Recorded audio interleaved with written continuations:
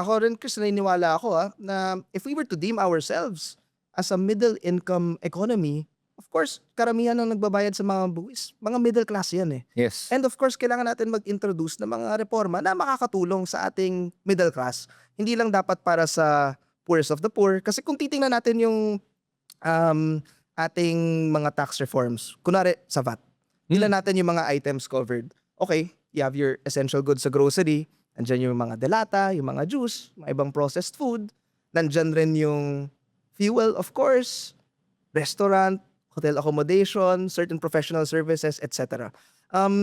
I favor, kaya ako nagpasa ng legislation, I am in favor of providing tax relief sa ating middle class as opposed to yung babawasan mo basta-basta yung VAT. Kasi kailangan mo tingnan yung sektor na makikinabang, eh. Yeah. So let's say, tatanggalin mo yung VAT. Tingnan natin yung mga industries affected and yung mga individuals na makikinabang. Pangalawa, kung magpapas tayo ng tax reforms, anong income bracket yung i-consider mong middle class? Ako naniniwala ako kung 500,000 or less per annum, dapat hindi ka na nagbabayad ng income tax. So dapat ibalik natin yung serbisyo sa ating mga kapwa kababayan.